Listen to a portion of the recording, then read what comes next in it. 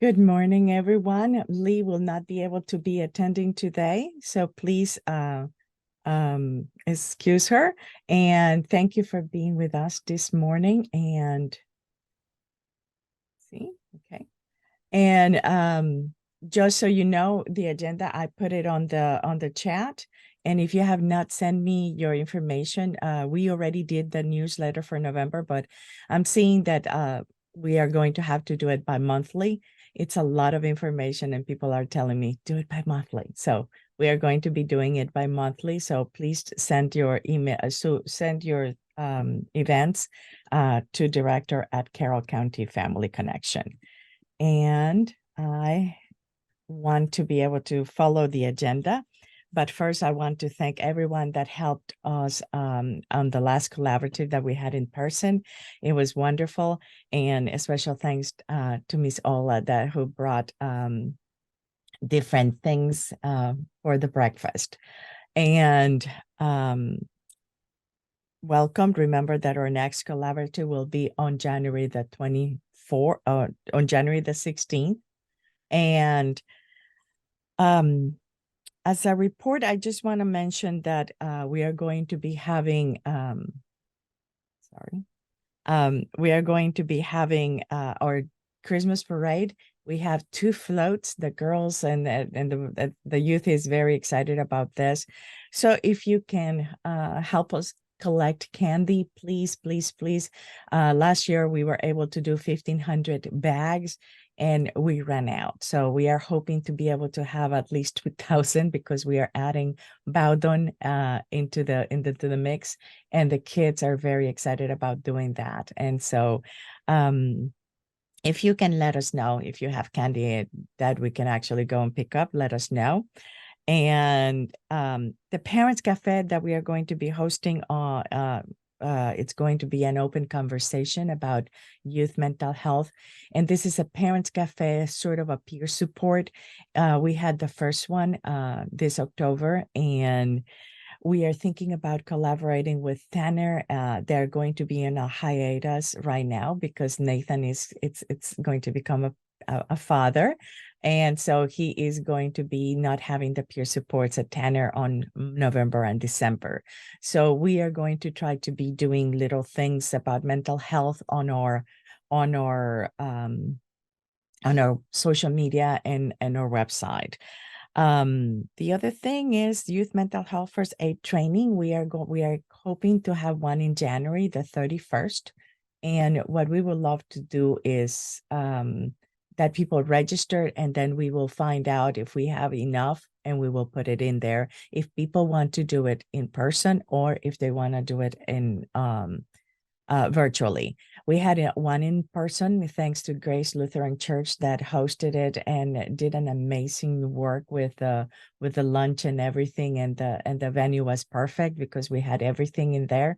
And thank you, because those partnerships with our churches are very important.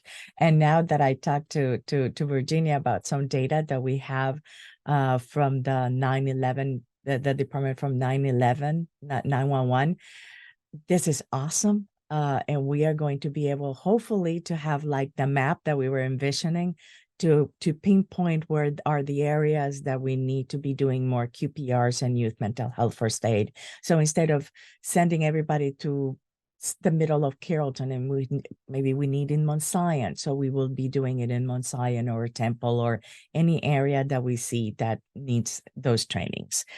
So please get people to register.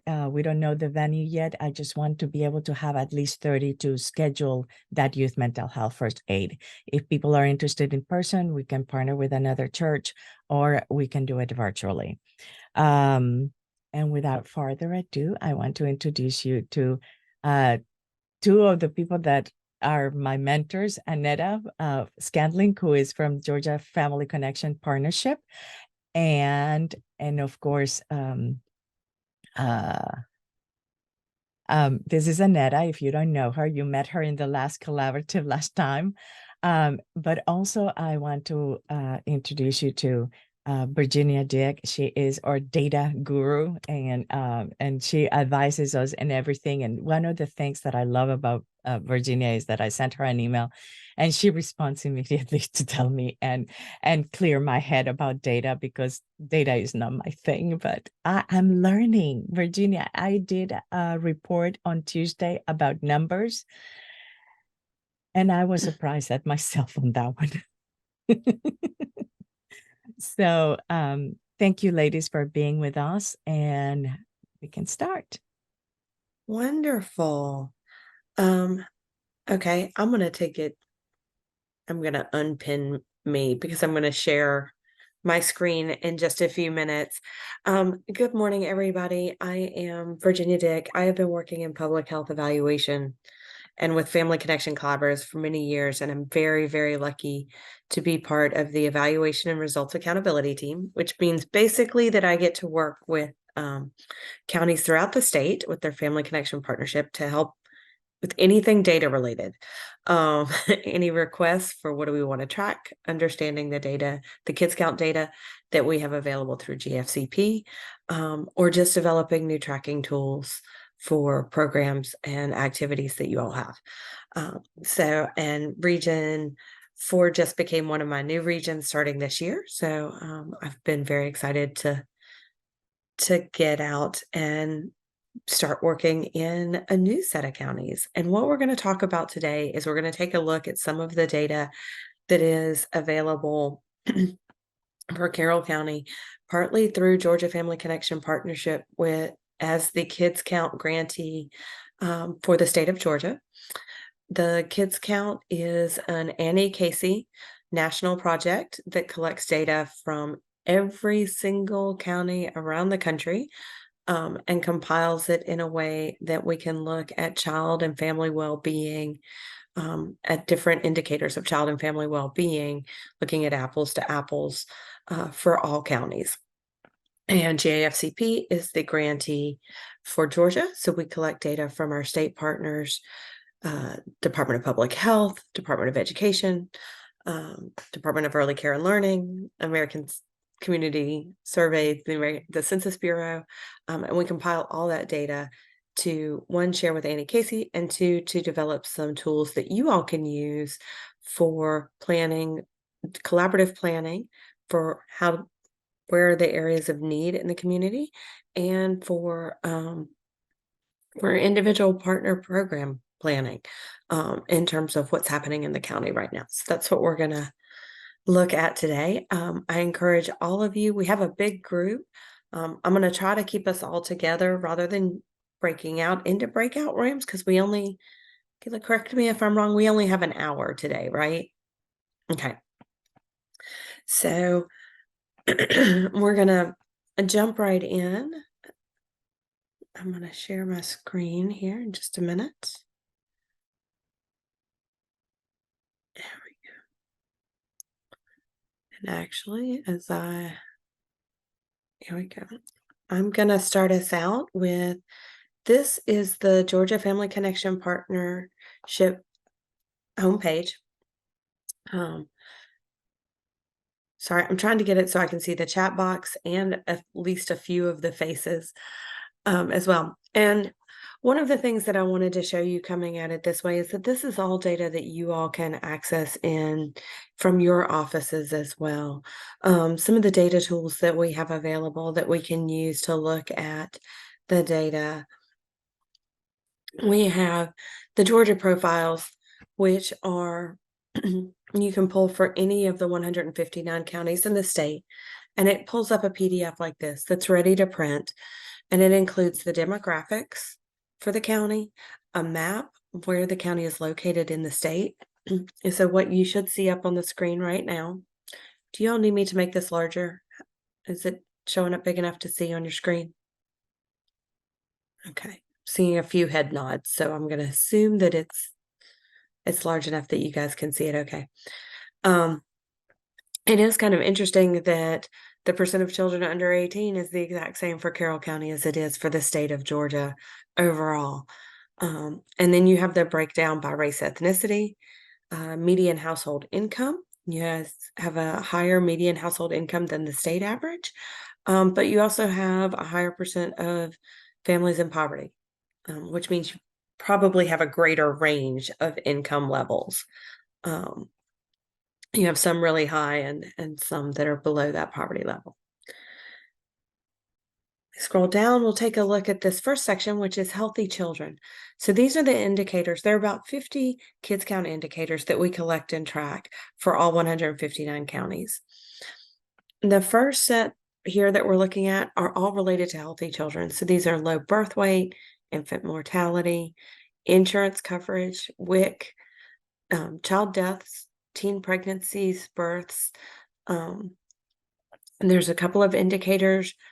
This year, we still have them from the Georgia Student Health Survey, 9th grade students reporting alcohol use and perception of negative risk with alcohol consumption among 9th graders, STI incidents, and teen deaths. And you'll see that we have the year for the data, the number and the rate, and then the state rate and number as well, so that you can compare and see how Carroll County is doing compared to the state. You may notice when you're looking at the year for the data, there's a little bit of a lag. We have to allow for the data to come from the county, level, for the education data. It comes from the school to the county Board of Ed to the state, and then finally to us, with checks at each point to make sure that the data is accurate and reliable. So there is a bit of a lag. We do update these every January. So we'll have an update coming out this coming January to this, which will update a lot of the data to 2022 level data, which is the latest that's available. 23 data will be coming out from the state agencies in mid to late 24, because they take the time to check it and make sure it's all accurate, and then release it to us. Is there anything in particular looking at this data that stands out to you? In particular, thinking about the work that the collaborative and that your individual organizations are doing. Everyone is so I quiet know everybody's today. really quiet this morning. I'm going to move forward to the next piece.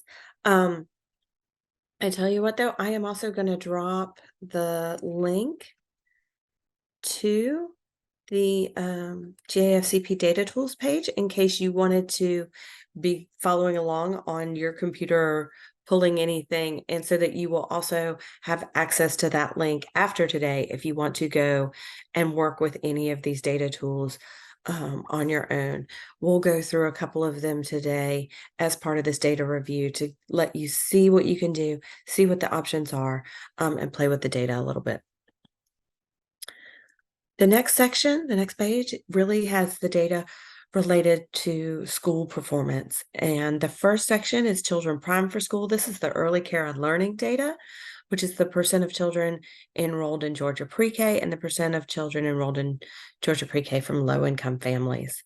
The variable you see there, the indicator you see there, children not attending preschool ages 3 to 4, is a data from the American Community Survey. So it's a Census Bureau estimate that's collected and released every year. And then we have centers and family child care homes that are quality rated, and babies born to mothers with less than 12 years of education. You guys are doing better than the state average when you look at the children enrolled in pre-K, and pretty much right in line with the state average for children enrolled in pre-K from low-income families. And compared to a lot of the counties that I work in, the percent of children not attending preschool age 3 to 4 is actually doing a lot better than many. That's an area that many counties are struggling with right now due to a lack of slots, a lack of available childcare. So all the childcare in the counties are at capacity with waiting lists. The next section has the data for children succeeding in school. This includes the milestone data, graduation rates, and dropout rates, as well as attendance data. This section of data we're just now starting. We did have a break in this data during 2020 when we did not have milestone data.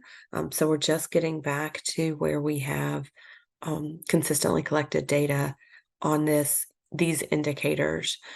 So we have a broken trend line in some of the places where we try to look at this one over time because of the effects of COVID.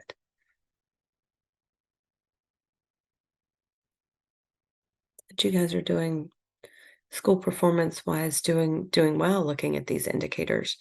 Um, any questions about any of these or comments or things that stand out? We have an amazing team in their schools in the Carroll County and Carrollton City schools. So bravo for them, and because they keep on top of the families that Hmm. are not attending school. So social workers and counselors and CHINS, Child in Need of Services, is a great resource in our community. That's wonderful. And then I will say, because when we look at the absentee, the children absent more than 15 days from school, that's higher than the state average.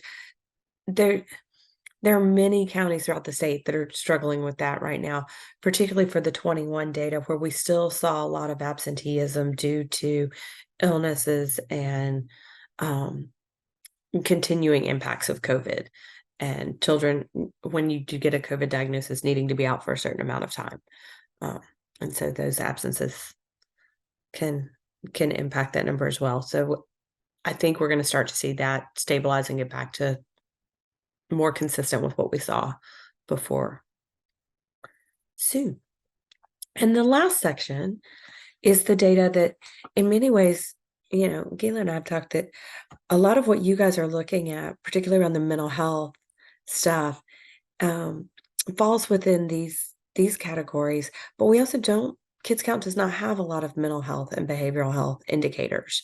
There's a few that are available from the Georgia Student Health Survey that we can go and pull in addition. Um, and there's a few of these that are really useful to look at. But it really does, when we're focusing on mental health and behavioral health, a lot of times we rely on locally collected indicators, which goes back to what we were talking about as everybody was joining the call. You guys are very lucky that you have some really amazing data being shared from the 911 system that you're going to be able to do some things. We did not get it in time for me to map it for today for us to look at, but we will have that moving forward to be able to look and see where the 911 calls are coming from. Um, but for now, with this report, we do have a lot of data on stable, self-sufficient, and productive families. So really looking at child abuse and neglect, and food stamps, secure employment, uh, and those factors. And then related to that, thriving communities with the adult education attainment, children living in poverty, poverty rates in general. Um, the crime rate data that we have here um, in this profile right now is 2018. We have just found out, and we are working on doing the final data checks and all of that when we have the updates to the profiles in January. The crime data is being updated as well. We finally have new data from, we're going to get 2020 through 2022. Well, we have 2020 through 2022. The data source for this, the GBI, has changed the way they're reporting that data and sharing that data. So instead of what you see here with crime rate, violent crimes and other crimes, we'll be getting crimes against persons, crimes against property, and there's a third one that my brain just blanked on. But we got all 3 years worth of data for each of the three new indicators that we have. So that'll be a new change to the county profile when it comes out in January. And that may end up being very helpful and very relevant, particularly with the 911 call data, to be able to look at those two pieces together and look and see what's happening in the community. Okay, any questions on this so far? Any questions about data in general for the county and what you guys would like to know more about? As I'm going to take us back over to the Kids Count Data Tools page and show you a little bit more about the options we have to look at data.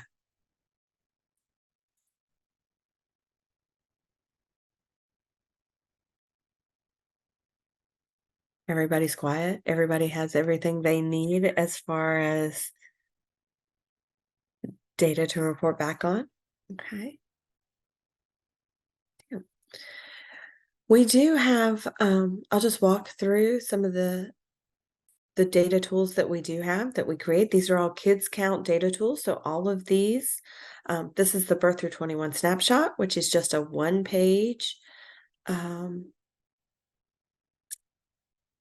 sheet, a PDF that can be printed out and shared. It gives you 9 indicators across health and safety, family and economic well-being, and education, really comparing the county rate with the state rate. And then this one actually also provides you the rank in Georgia. So how is Carroll County doing compared to all of the other counties? So not just compared to how Georgia is doing, but where do you rank in the 159 counties throughout the state? So going back to the education piece that we talked about, if you'll look down at the bottom, you're ranked 22nd out of 159 counties in third grade students achieving proficient learner or above on milestones. That's really significant. So not only are you doing better than the state average, you're doing better than the majority of the counties, other counties as well. So you're doing really well on this. And the same for students who graduate on time. Okay. And this one goes to something, we've talked about as well, which is teens not in school and not working. And how you're doing on that indicator. I mean, when we're talking about strengths in the county, the young people are in school or employed, which is a really strong indicator for future outcomes for young people. Okay. This is just a nice one, gives you a chance to do a quick snapshot look at how the county is doing compared to the state on some key indicators overall. Take us back to the data tools page, and I'm going to take us to look at something that can be a little more interesting and fun. We have an interactive map, which lets us look at the county, and not just the county as a whole, but looking at subparts of the county. So breaking the county down into smaller chunks, so that we can look and see if we have particular areas that have a higher need or areas that are doing better in certain areas. So I click select geography and then census tract, zoom to county, which is really helpful, particularly for me. I have about 50 some counties that I'm providing TA for, so being able to just jump straight to them is helpful. I'm going to scroll down so we can see it a little bit better. So here we've got Carroll County. You'll notice as I hover over, it tells me which census tract I'm looking at. And then these are all of the indicators that with the GAFCP mapping tool, we can look at the census tract level. Is there one in particular that you all are interested in, or I'll just pick one based on some of the conversations that we've had? The dropout. The dropout, okay.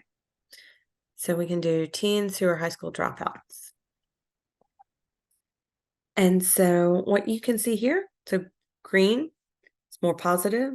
It's areas that are doing better. The darker the yellow and orange, the more this is an area of challenge, the higher the percent is. One of the things that you can do, so looking at this, there's a census tract down here at the bottom that has 19% of the teens in that census tract are high school dropouts, of the teens between 16 and 19 years old. If we click on this census tract, it will pull up a table that shows all of the indicators for that census tract and for the county and for the state.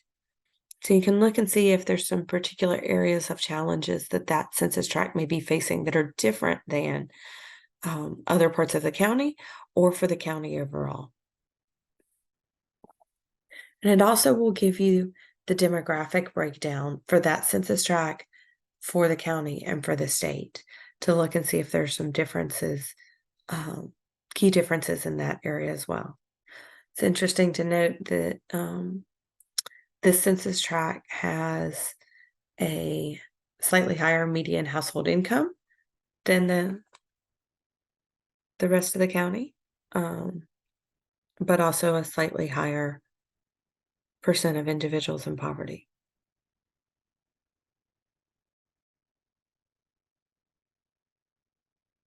A really high percent of home ownership.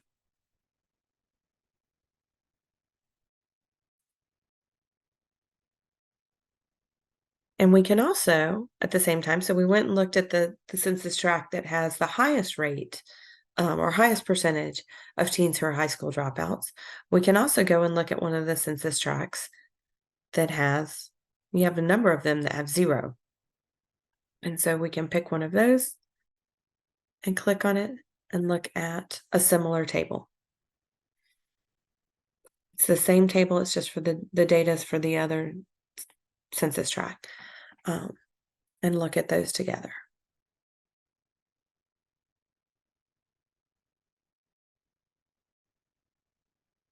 And think about what that might mean for the work that you might do in the county.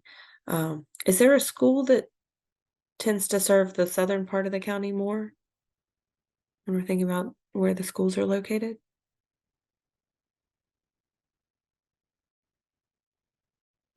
Do we have someone from the county? Because I know that Central is more located. Patty? I have a question. Mhm. Meriwether. Okay, that's another county. I'm sorry. We're looking at Carroll. Okay, I'm sorry. Now, I will say that about this. For all Mhm. of our regional folks that are on the call, you can go and pull this stuff for your other counties as well. Right. Yeah, I just thought about that. Okay, thank you.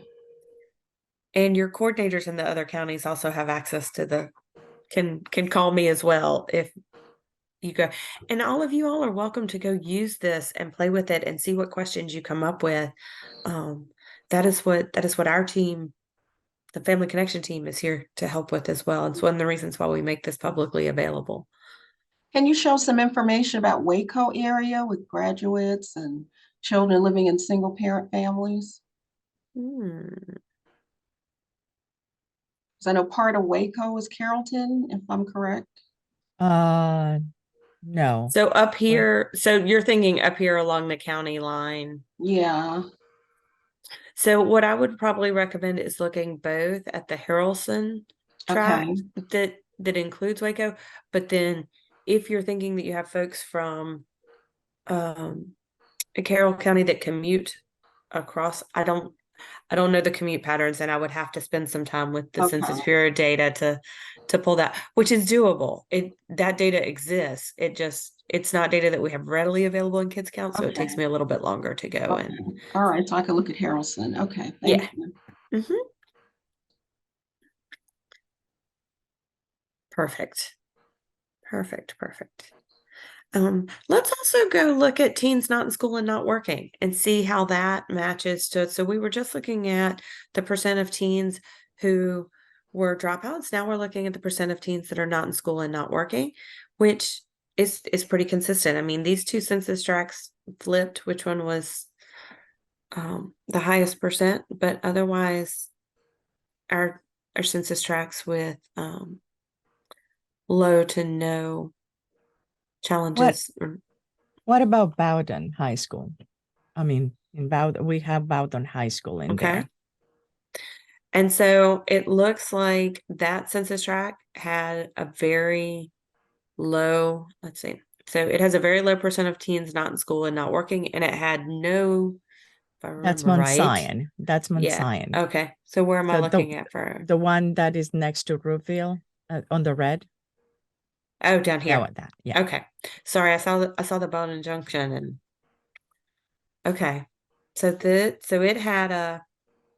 it's got 31% not in school and not working. 16 to 19. Hmm.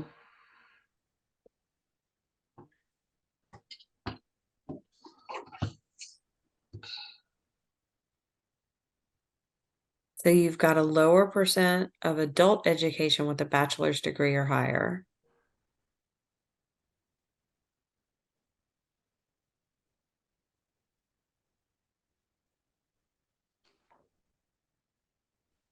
The lower median household income than the county average. What else do you all know about that census tract? What else might that be making you all think about or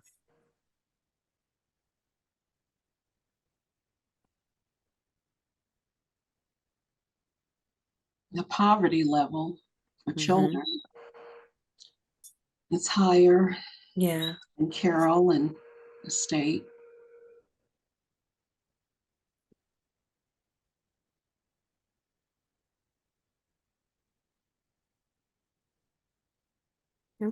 But that might be something to think about and consider too, that if you know that this area of the county is seeing a higher rate of teen dropouts and a higher rate of teens not in school and not working. One of the things that I have seen other counties do is then take and think about what resources do we have in that region? What sort of things do we have for young people?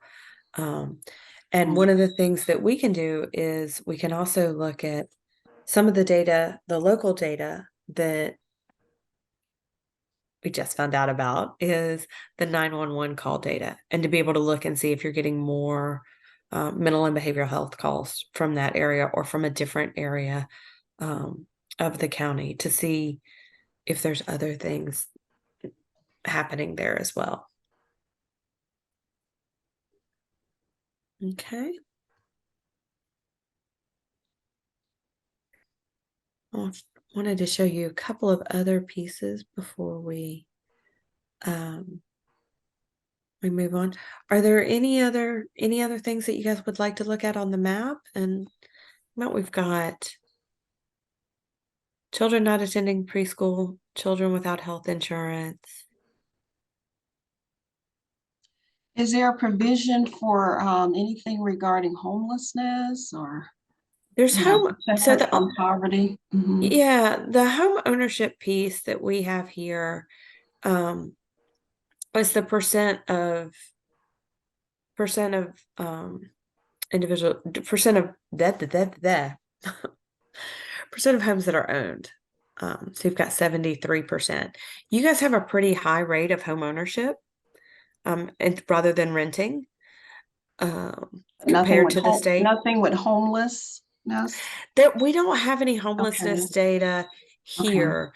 Now, there is another resource, and it was included. We did a webinar yesterday on sub-county data, and one of my colleagues on the evaluation results accountability team profiled the community opportunity map, which does have some data on affordable housing and housing costs. Data on homelessness is really challenging to get at the county level. The two places that I have found and have been advised are there are flaws in both systems, but that at least gives us a starting place estimate is the school data on homeless students or unhoused students, and the other is the Department of Community Health point in time count, which is Yes. done once a year. It is recognized that the point in time count is usually a dramatic undercount. There's usually a much higher need than that count captures. But it at least gives some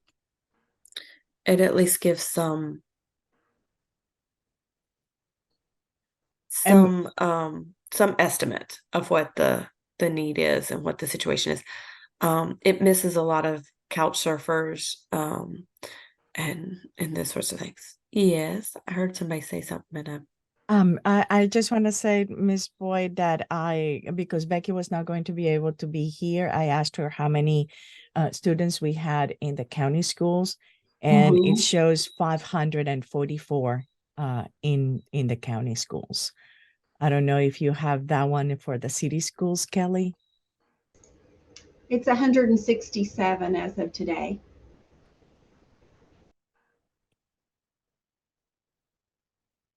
Thank you. And I have talked to a lot of people that work around homelessness and housing, and they have said that the school data is the best estimate to, and it's an undercount, but it's a much closer count than the point in time. Thank you.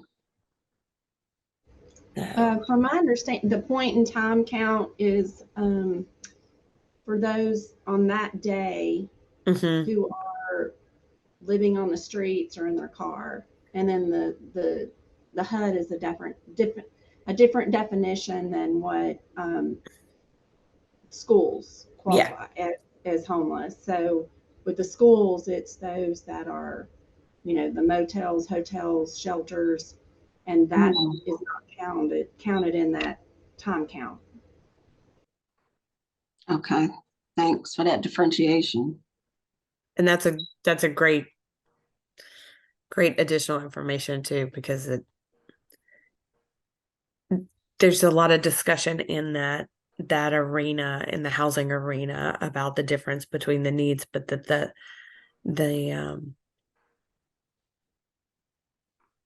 HUD definition really gets you back to a more holistic definition of unhoused and housing need in the community. I live in Gwinnett County, and we have a very high proportion who live in extended stay hotels. So, okay. And now, okay. Now I got to get back to where I could see my tabs up here. There we go. One of the things that I wanted to show you too is, if I can find it, here we go. We historically have also done a trend profile. We do a county profile for the indicators in the annual plan. Carroll County had all locally collected indicators last year, so we did not have a trend profile.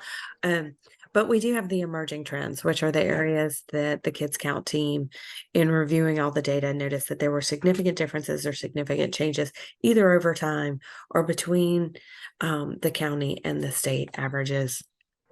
And as you can see here, children absent 15 days or more was one of the ones that came up. Low birth weight.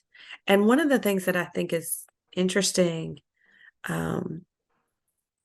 we talked about with the absentee data, one of the things that I'm real cautious about right now is that those numbers are still really dramatically up through 21. We're still pretty in most of the counties I work with, pretty heavily influenced by COVID and health and well-being impacts. So it hasn't been until recently that we've seen those numbers start to stabilize a little bit more. Low birth weight babies, and then crime rate, and children living with single parent families are the 4 indicators that came up for Carroll County. And the trend profile, in addition to giving the data in the table, kind of lets us look at the data in a graph form as well, so that we can visually see what the difference is. If you all look at the first graph with the children absent 15 days or more, this is one of the reasons why I'm cautious to raise this up as oh my gosh, let's freak out about it. Because we know that there were so many other things happening in our schools and with our students in 2020 and 2021. I have a high schooler and a middle schooler, and I know what was happening with them and with their schools during that time, and that number was particularly impacted. So now that things have been stable for a year or so, I think we're going to see some stabilization in that as well. The low birth weight babies over time, you'll notice the state average is pretty consistent with a little bit of a spike. And then the Carroll County numbers are a little more jagged, which may just be due to sheer number of births. Although the Carroll County size is large enough that it shouldn't be swayed too much. In my really tiny counties, when we see a graph like that, it can sometimes be that we have 1 or 2 births that are skewing the data. Crime rate, again, I think we'll have a better picture of this when we have the new indicators. And I think for you all, with the emphasis on mental and behavioral health, getting that 911 data and relying on that locally collected data is going to be more useful over time. And so I'm going to be working with Gila to help set up a tracking, a way that she can enter the data, and then we can both map the data and look at it over time to see if the reports coming in are increasing or decreasing in different areas. Okay. And I know that we wanted to have a few minutes for you guys to do introductions and updates and all of that. So I wanted to take a few minutes and show you guys some of the data that we had. See if you guys have any questions about kids count data or other data that you might like to see presented. I do think that we will plan to present the locally collected data. Give me a week or two to get it mapped. But you have some really good data coming out with that. 988, the new support number that just went into effect, has released their data. So there's an interactive dashboard that we can use to look. I used to have it bookmarked. I thought I had it open here, but I may have opened the wrong one. But right now it just shows us the data for the county overall. So I think the fact that we have the 911 data, I can look at that in more detail. We can, if you guys are interested, the Department of Public Health's OASIS site also has data that we can look at for suicide rates or emergency room visits that are due to mental or behavioral health issues. So we can look at that at a census tract level and look at it in the county and see where are we having some of the biggest challenges, if that is still the area that the collaborative is focusing on.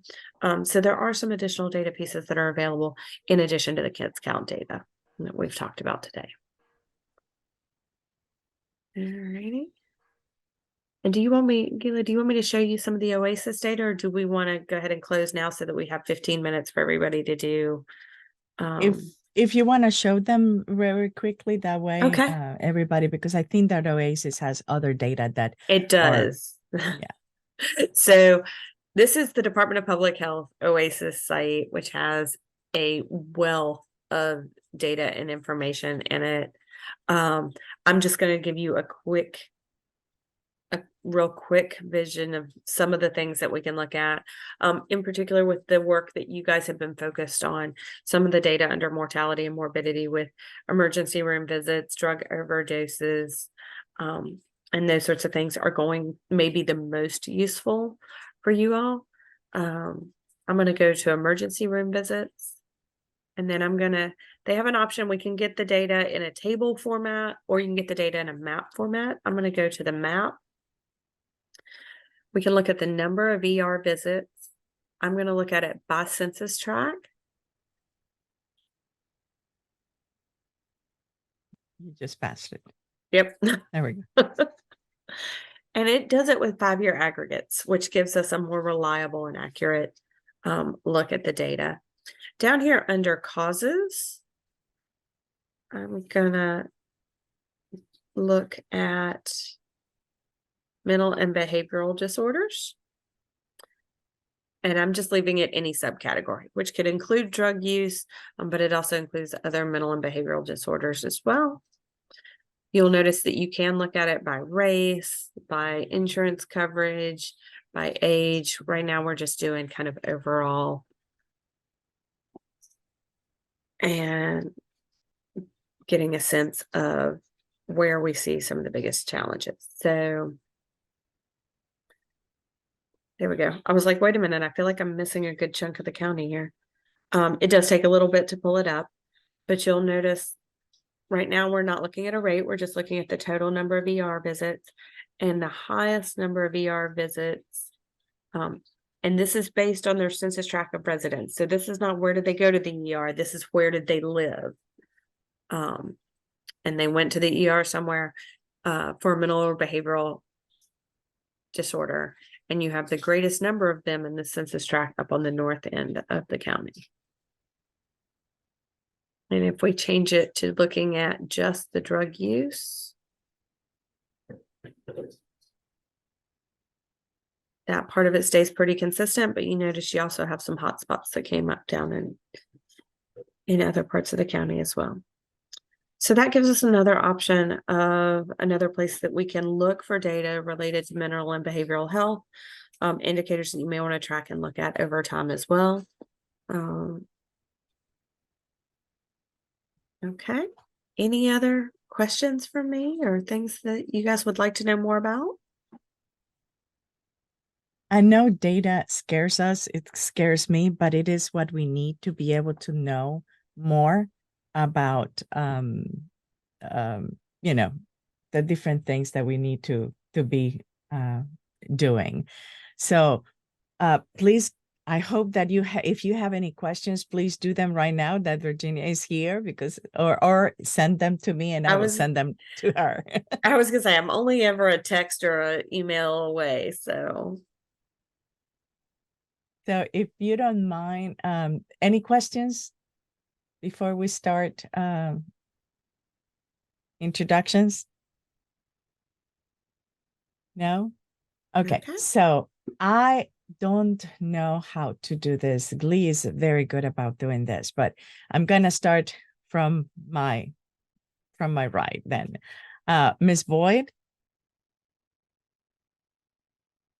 you're muted. I'm with West Georgia Technical College. I'm the Special Populations Coordinator, and I work with some of your more at-risk populations who may be in danger of not completing their program of study.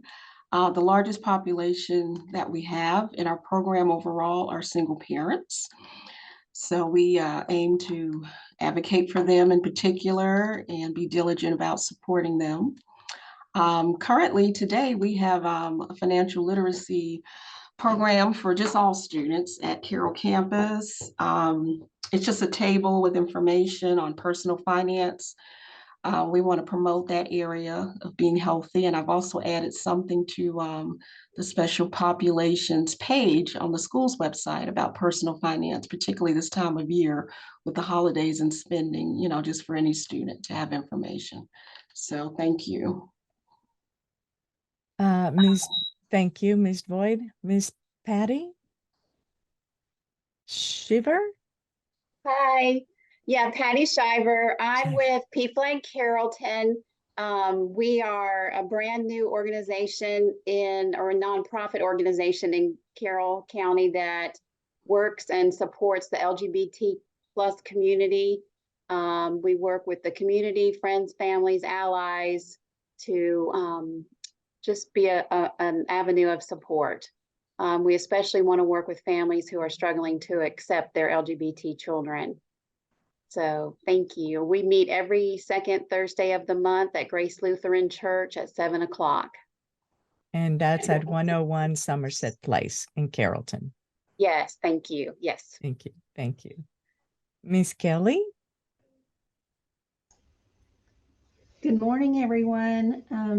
I'm Kelly Law with Carrollton City Schools. I'm one of the 2 social workers, and I'm also the Families in Transition Coordinator, and I work with our homeless population under the McKinney-Vento Act. Mr. Michael Berg? Yes, hi, good morning. Michael Berg, Director of Circles of West Georgia. We work with families who are in poverty, and we meet every Tuesday night, tonight, at 6 p.m. at St. Margaret's. Thank you. Advocacy 6 is what I see. I just don't know who that is. I'll move along for Miss Barbara from PFLAG Carrollton. Hi, I'm Barbara Paul. I'm the president of PFLAG Carrollton. Patty gave a great description of what we do. I included 2 flyers in the chat with our meeting times in place and also the holiday drive that we're doing.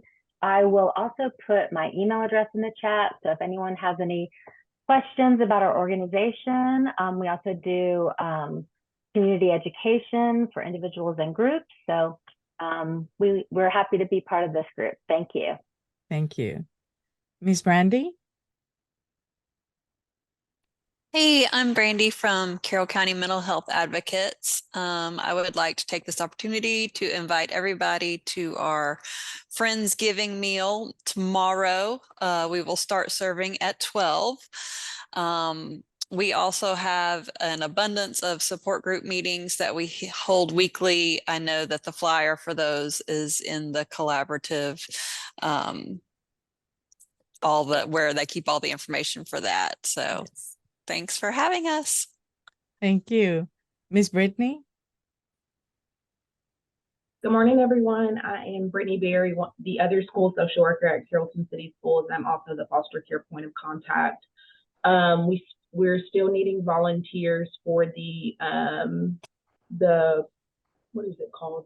The community fair that we're having for our students with disabilities.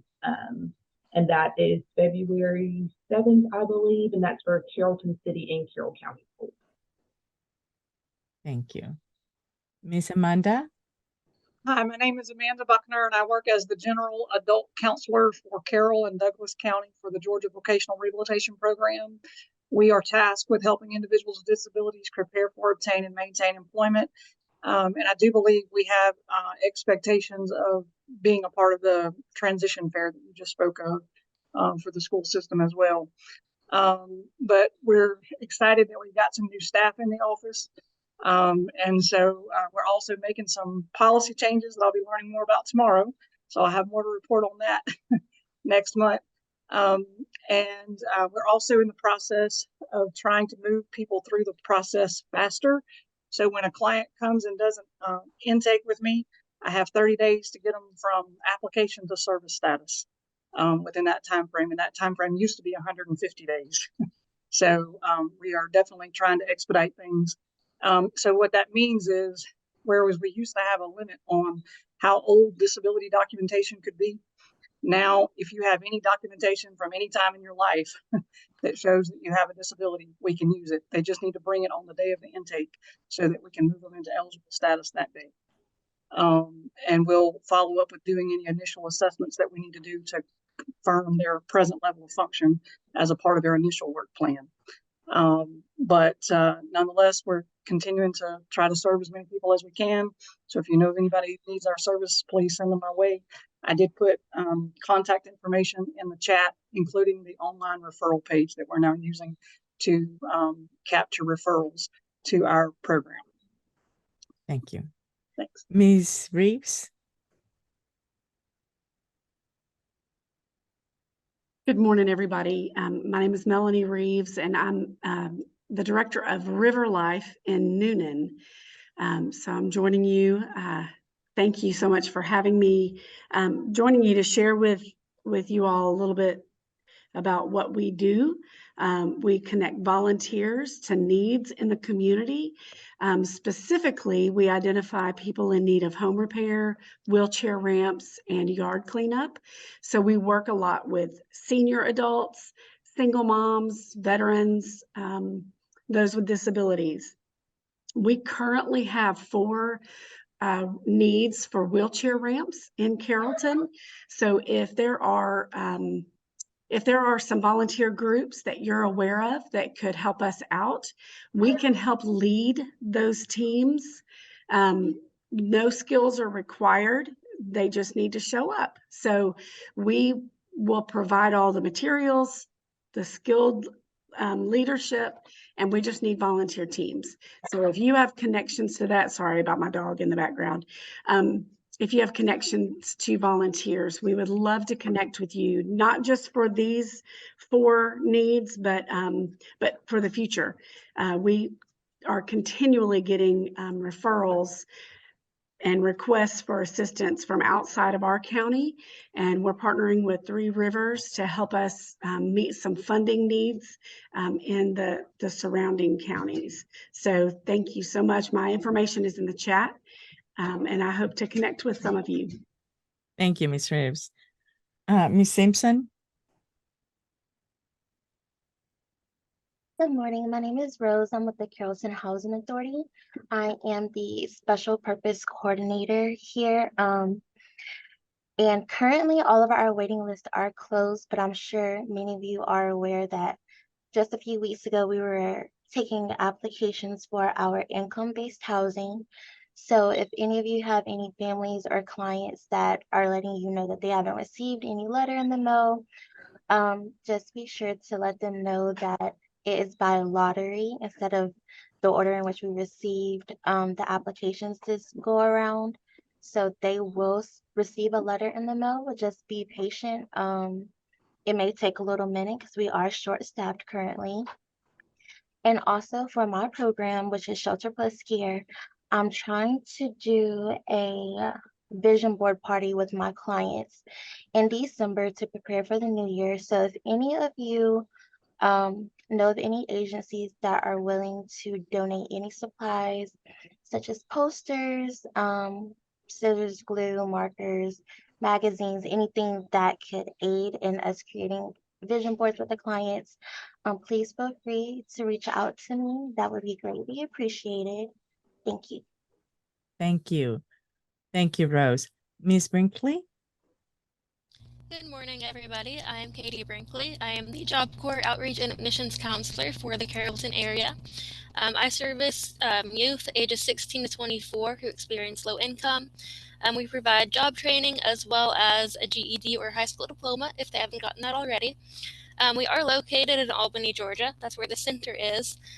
But I service people in the Carrollton area and surrounding counties, and we send them down to Albany for that job training. It is residential and it is free, so it's a great resource for people experiencing low income in our area. Thank you. Ms. Whitaker? Ms. Simerson? Good morning, everyone. I am Jessica Simerson. I'm the Career Services Specialist for Adult Education at West Georgia Technical College. My role is to work with our students that are completing their GED or ESL to help them determine what their next step is or their next goal is once they complete that. We do have free classes for both GED and ESL students, and we start new students monthly, so they can check out our website if they've got questions, or feel free to contact me if you need to connect any students to those resources. We would love to have them, and appreciate you all being here today. Thank you. Patrick? Hi, yeah, good morning, everyone. My name is Patrick Kevio. I'm the Director of Development from Rafa Clinic of West Georgia. And I just wanted to say that the Oasis website has been such a huge help with grants and just collecting data, especially when working with different counties. But yeah, great presentation, and I'm glad to see everybody here. Thanks. Thank you, Patrick. Ms. Williams? Anika? Hey, y'all. My name is Hi. Tanika Williams. I am the WIOA Worksource Three Rivers Career Facilitator. I work with youth, dislocated workers, and adults, and we help them with tuition assistance, any other expenses that may have barriers that are stopping them from becoming self-sufficient. Right now, we have monies for dislocated workers, and we would like to use our money. So if you know of anyone who is underemployed or is currently using the Department of Labor right now, please let me know so that we can help them get education benefits and all of our other great benefits too. Ms. Whitaker? Thank you, Tanika. Ms. Lauren Denny? Good morning, everyone. I'm Lauren Denny, County Nurse Manager at Carroll County Health Department. This is one of my first meetings with you guys, so I got some good information, and it's nice to meet you all. My email is in the chat if you guys need to reach out to me or have any questions or need to refer anyone to us. Thank you. Thank you, Lauren, and welcome. Ms. Jessica Guzman. Yes, I'm Jessica Guzman. I am with the Georgia Vocational Rehabilitation Agency as well with Amanda. I'm the supervisor in the Carrollton office. And, I just to piggyback off of what Amanda already told you, we serve people with disabilities, assisting them in becoming employed.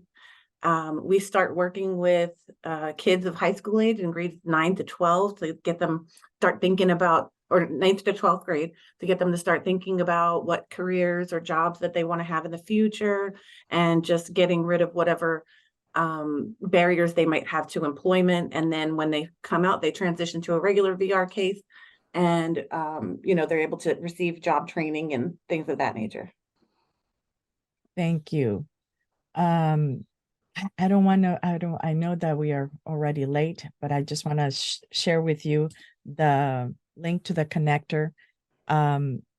This is a time for us to collaborate, and we are going to do more on the timing, because I really want us to be able to know what we're doing and ways of collaborating, helping one another. So what we heard today, we are going to share. Is there anything that we need to collaborate to get help? We already heard from Rose, and they need this, so we are going to share that information. But is there one thing that I'm actually thinking of someone that is homeless?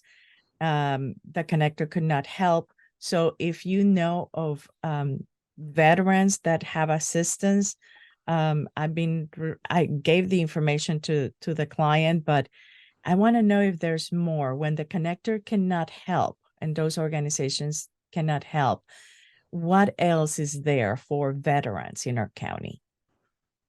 So if you know, send me any information. Is there anything that you want to speak about?